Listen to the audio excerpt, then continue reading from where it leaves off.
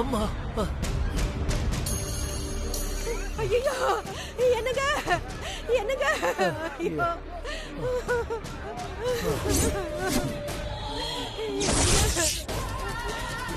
என்ன பண்ணுவேன்?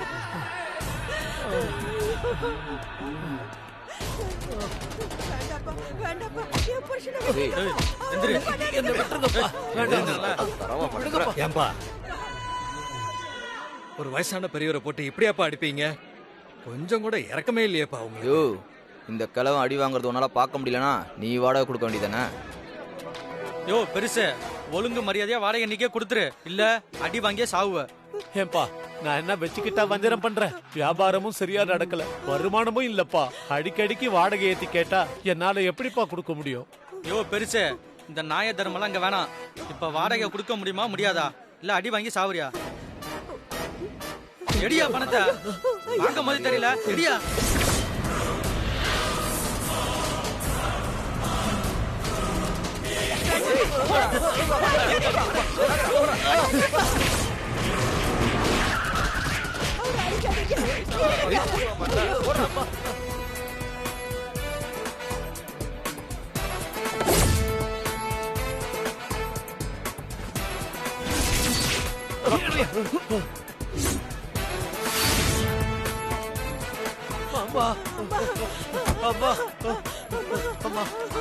வாடகை கேட்டு அடிக்கிறாங்கம்மா. நீங்க தான் பசங்க இவரை அடிக்கிறாங்க. பழைய சேர்மன் பரந்தாம நாட்கள்லாம் வாடகை கேட்டு அடிக்கிறாங்கம்மா.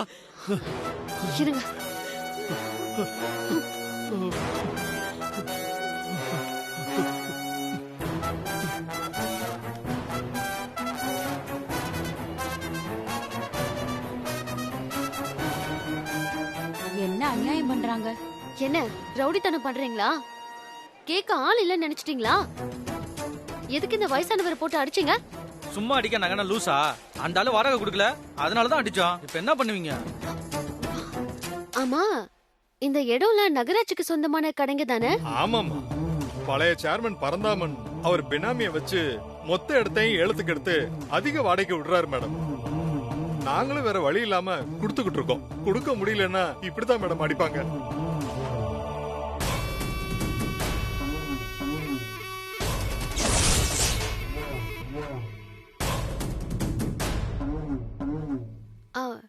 இந்த பெரியவர் சொன்ன மாதிரி நீங்களும் அதிகமான வாடகை தான் கொடுக்கறீங்களா? ஆமாமா, அதிகமா தான் கொடுக்கறோம். வாடகை அதிகமா தான் கொடுக்கறோம். இது ரொம்ப நல்லா நடக்குதுமா. இதெல்லாம் நீங்க கம்ப்ளைண்டா எடுத்துட்டு வந்து என்கிட்ட கொடுத்துருக்கலாம்ல, நான் ஆக்ஷன் எடுத்திருப்பேனே. பரந்தாமல் மேல இருக்கிற பயத்தாலதான் மேடம் அங்க கம்ப்ளைண்ட் கொடுக்கல. ஏய், ஏதாவது சொன்னா கொன்னுடுவோம் உன்னை. சரி, இப்பவே கம்ப்ளைண்ட் கொடுங்க. இந்த பிரச்சனையை நான் சால்வ் பண்ணி தரேன். சரிங்க மேடம், நாங்க உடனே கம்ப்ளைண்ட் தரோம். சரி, பழைய ஏலத்தை கேன்சல் பண்ணிட்டு புது ஏலம் மூலமா உங்களுக்கு நியாயமான வாடகைக்கு கடை கிடைக்க செய்றேன். ரொம்ப நன்றிங்கம்மா. நீங்க மகராசியா வாழ்ந்து எங்களை மாதிரி ஜனங்களுக்கு நல்லது பண்ணணும்மா.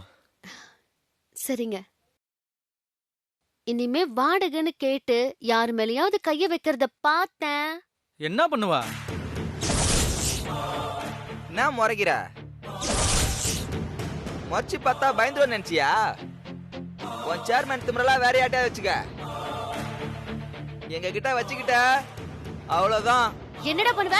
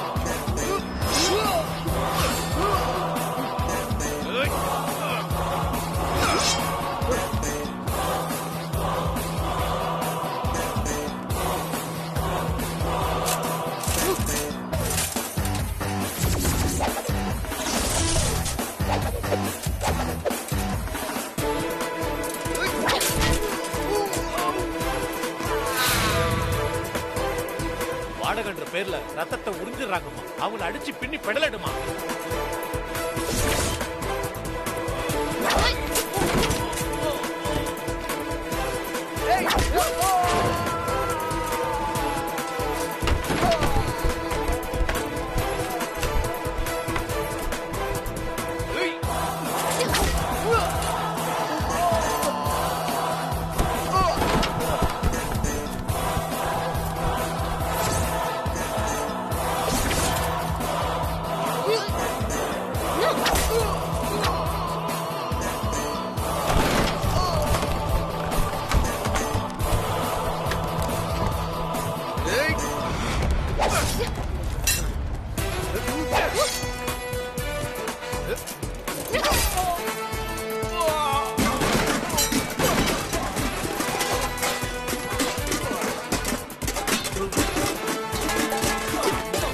நல்லா சாத்துங்க. ஏண்டா காசை வாங்கிட்டு அப்பா இவங்கள அடிக்கிறீங்களே, இப்ப தெரியுதா அடிச்சா எப்படி வலிக்கும்னு?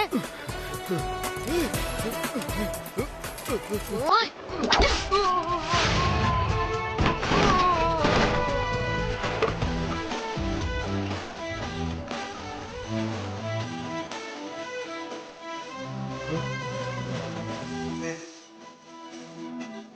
ஏய், பொம்பளைன்னு பார்த்தா இந்த அடி அடிக்கிறா. இனிமே இவன் கூட சண்டை போட்டா உயிர் கூட முடியாதுடா. ஏய், வாங்கடா போயிடலாம், வாங்கடா.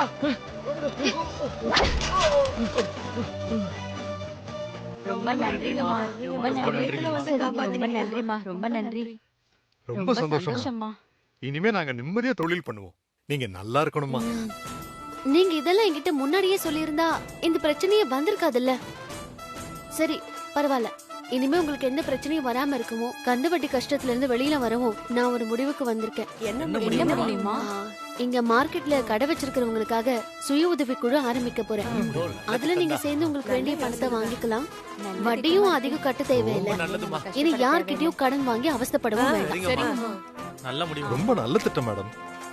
இப்படி ஒரு குழு வந்துட்டா நாங்க யார்கிட்டயும் கை நீட்ட வேண்டிய தேவை இருக்காது. நிம்மதியா தொழில் செய்வோம்.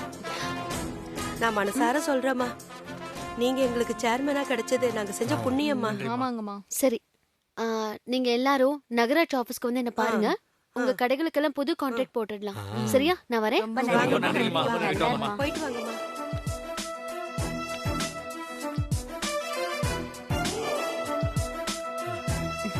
இந்த சேர்மன் ரொம்ப ரொம்ப நல்லவங்க. நல்ல நல்ல சமயத்துல வந்தாங்க.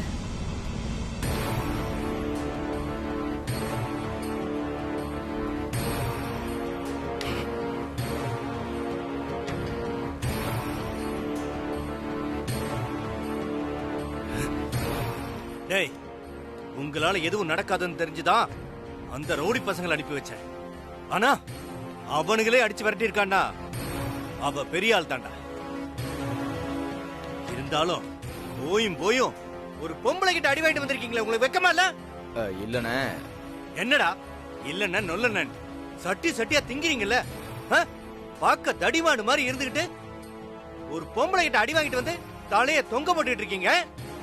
போங்கடா, போய் எங்கேயாவது குளம் குட்டை இருக்கும், போய் சாவுங்க, போங்க. அண்ணே அப்படிலாம் சொல்லாதீங்கண்ணே. பொம்பளை தானேன்னு சாதாரணமா எடை போடாதீங்கண்ணே. அவ ஆளு பார்க்க தான் சாஃப்டா இருக்கிற மாதிரி இருக்கா. ஆனா அடி ஒன்னொன்னும் இடி மாதிரி இருக்கு. எங்க எல்லாருனாலையும் சமாளிக்க முடியலாம் பாருங்களேன். ஏண்டா அவளை அடிச்சு காலி பண்ணிட்டு வராம அவளுக்கு என்ன பாராட்டு பத்திரமா வாசிக்கிற? டேய் போங்கடா, போய் இந்த வேட்டி சட்டை பேண்ட் எல்லாம் கழட்டி போட்டு அவளை மாதிரி புடவை கட்டி தெரியுங்க, போங்க.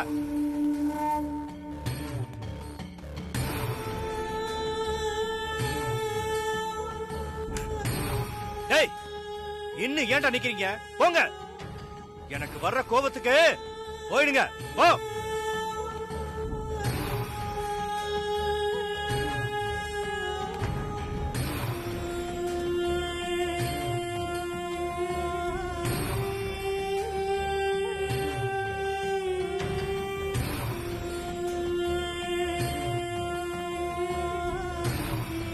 என்னங்க அந்த பொம்பளை நம்மள நிம்மதியாவே இருக்க விட மாட்டா போல் இருக்கே. ஆமாயா, அவளால முதல்ல என் சேர்மன் பதவியை இழந்தேன். ரெண்டாவது என் ரோடு கான்ட்ராக்டா இழந்தேன். இப்போ ஏலத்துல எடுத்த கடைக்கே ஆப்பு வச்சுட்டா. அது மட்டும் இல்லாம நாம பினாமி பேர்ல எடுத்த ரோடு கான்ட்ராக்ட் பில்லையும் பாஸ் பண்ணாம விட்டுட்டா. அவளை சும்மாவே விடக்கூடாதியா? ஆமாங்க, அவளை ஏதாவது செஞ்சு அந்த பொம்பளைய முதல்ல சேர்மன் பதவியிலிருந்தே தூக்கணுங்க. அப்பதான் நம்ம நிம்மதியா பிசினஸ் பண்ண முடியும். யோ, அவ கொஞ்சம் கொஞ்சமா எனக்கு கொடுக்கிற குடைச்சலுக்கு அவளுக்கு மொத்தமா வைக்கிறேன் பாரு ஆப்பு. இந்த பதவியிலிருந்து அவளை தூக்கறதுக்கு நான் ஸ்கெட்ச் போட்டிருக்கேன் அவளுக்கு. அதுல இருந்து அவ தப்பிக்கவே முடியாது. என்ன தலைவரே பண்ண போறீங்க? எங்கிட்ட சொன்னா நானும் சந்தோஷப்படுவேன்ல. யோ, நீ இல்லாமல செஞ்சிட போறேன். கொஞ்சம் வெயிட் பண்ணி பாரு, எல்லாம் உனக்கு தெரிய வரும்.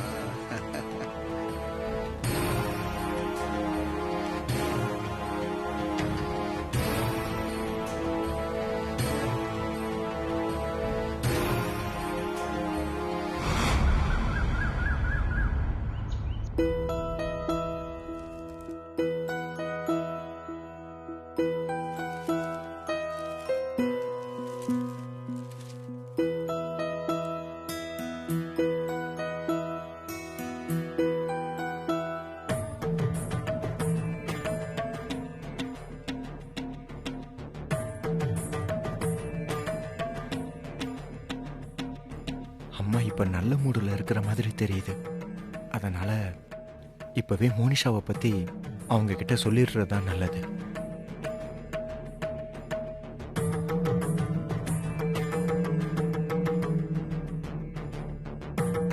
அம்மா. என்னடா குமரா, என்ன விஷயம்? அம்மா, அது வந்துமா. என்னடா ஏதோ சொல்ல வந்துட்டு ஏன் தயங்குற? சொல்லு. அது ஒண்ணும் இல்லம்மா, ராசாத்தி ரோஜாங்கிற ஒரு குழந்தைய வளர்க்குறாள்ல, அந்த குழந்தைய பத்தி என்னமா நினைக்கிறேன்? என்னடா திடீர்னு அவளை பத்தி கேக்குற? காரணமா தான் கேக்குறேன், சொல்லுமா. அவளுக்கு என்னடா வாய் பேச முடியல, காது கேட்கலையே தவிர ரொம்ப சுட்டியான குழந்தை. இங்க அவ முன்னாடி இருந்தப்ப கூட நான் அவளை பெருசா கண்டுக்கல. ஆனா கோயில நான் அடி பிரதட்சணம் பண்ணும்போது என் கால்ல கிளாஸ் துண்டு குத்தாம தடுத்தாளே, அப்பத்துல இருந்தே அவ மேல ரொம்ப பாசம் வந்துருச்சுடா.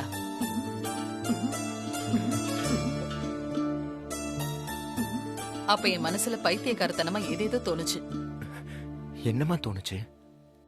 அந்த ரோஜா ஓ மகளா என் பேத்தியா இருந்தா எப்படி இருக்கும்னு தோணுச்சுடா. ரோஜா நிஜமாவே என் மகதாமா, உன் பேத்திதாமா. உன் மனசுல தோணுனது சரிதாமா.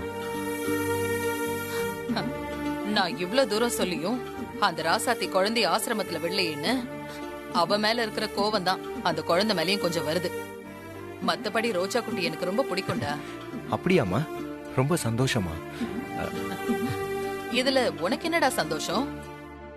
ரோஜாவை பத்தி கேட்கறதுக்கு ஏதோ காரணம் இருக்குன்னு சொன்னியே, என்னடா காரணம்?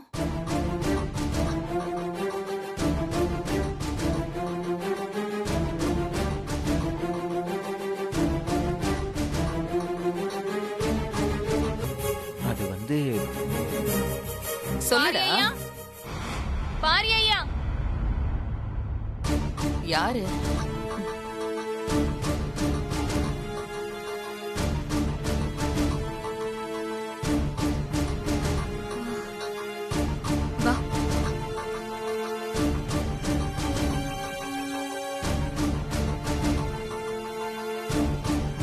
என்ன ஜெயந்தி, உன் புருஷனோட வந்திருக்க?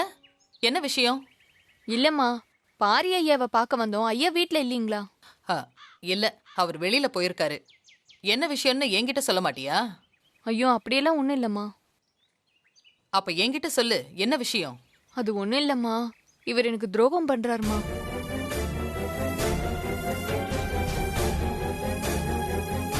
துரோகமா? என்ன சொல்ற ஜெயந்தி? அம்மா, இவர் வேற ஒரு பொண்ணோட தொடர்பு வச்சுக்கிட்டு என் வாழ்க்கையை நாசம் பண்றாருமா. அதான் பாரி ஐயாவை பார்த்து நியாயத்தை கேட்கலான்னு வந்தம்மா.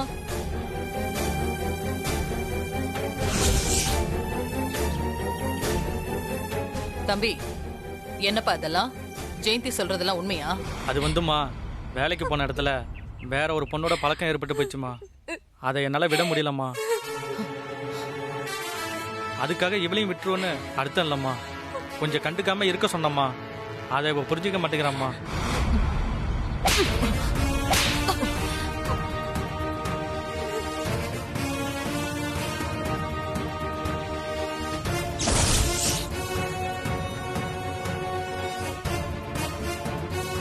என்னடா பேசுற? நீ இன்னொரு பொண்ணோட தொடர்பு வச்சிருப்ப, அத இவ கண்டுக்காம இருக்கணுமா? இதே உன் பொண்டாட்டி வேற ஒரு ஆணோட தொடர்பு வச்சிருக்கேன், கண்டுக்காதனா சும்மா இருப்பியாடா? ஆம்பளைங்களுக்கு ஒரு நியாயம், பொம்பளைங்களுக்கு ஒரு நியாயமா? கொன்னுடுவேன் உன்னை. இத பாரு, பேசாம அந்த பொண்ணோட இருக்கிற சகவாசத்தை விட்டுட்டு இவ கூட ஒழுங்கா குடும்பம் நடத்துற வழிய பாரு.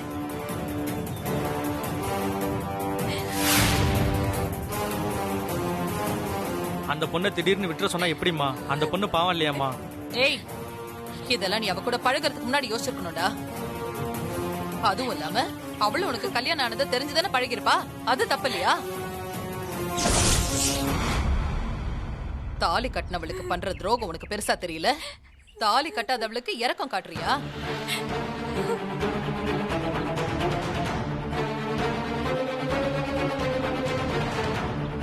இத பாரு, ஒழுங்கு மரியாதையா கட்டின பொண்டாட்டிக்கு விசுவாசமா இரு, இல்லன்னா நானே உன்னை வெட்டி போட்டுருவேன்.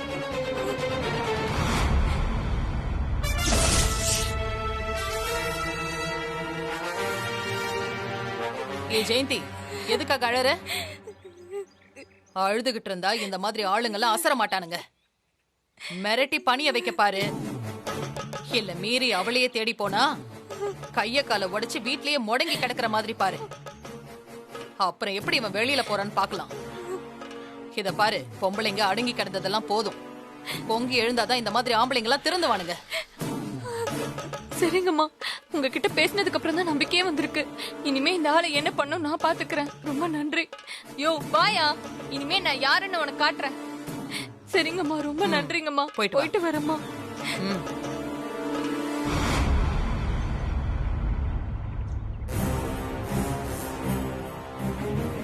எவனோ ஒருத்தன் தான் பொண்டாட்டிக்கு துரோகம் செஞ்சதுக்கே அம்மா இவ்வளவு கோவப்படுறாங்களே. அவங்களோட மகனா வேற ஒரு பொண்ணோட வாழ்ந்து ஒரு குழந்தையும் பெற்றிருக்கேன்னு தெரிஞ்சா சும்மா விடுவாங்களா? உண்மையிலேயே வெட்டி போட்டுருவாங்க. இப்போதைக்கு குழந்தைய பத்தி பேசாம இருக்கிறது தான் நல்லது. என்னடி உன் மாமியா லேடி ஹிட்லர் மாதிரி வந்தவனை வெளுத்து வாங்குறா? கட்டின பொண்டாட்டிக்கு துரோகம் செய்றவன் எவனா இருந்தாலும் அவனை நிக்க வச்சு சுடலாம், தப்பே இல்ல. இந்த விஷயத்துல நான் என் மாமியார் கட்சி தான். அவங்க செஞ்சது தப்பே இல்ல. டே குமரா, நீ என்னமோ ரோஜாவை பத்தி சொல்ல வந்தியே, என்னடா அது?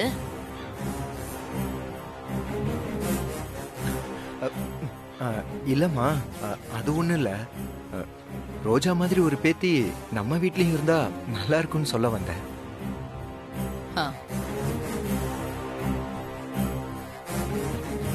வேற ஒண்ணும் இல்லம்மா, எனக்கு மில்லுல நிறைய வேலை இருக்கு, நான் கிளம்புறேன்.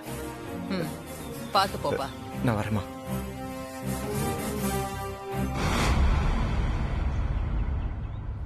என்னம்மா இவரு ரோஜா பேத்தின்னு ஏதோ உளறிட்டு போறாரு.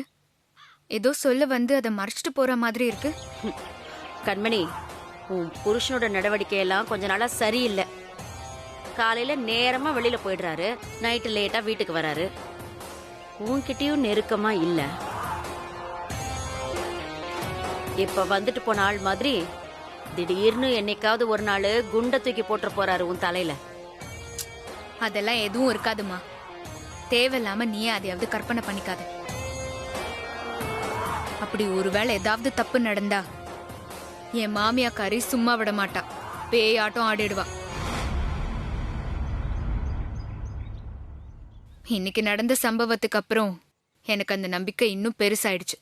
அதனால நீ கவலைப்படாத.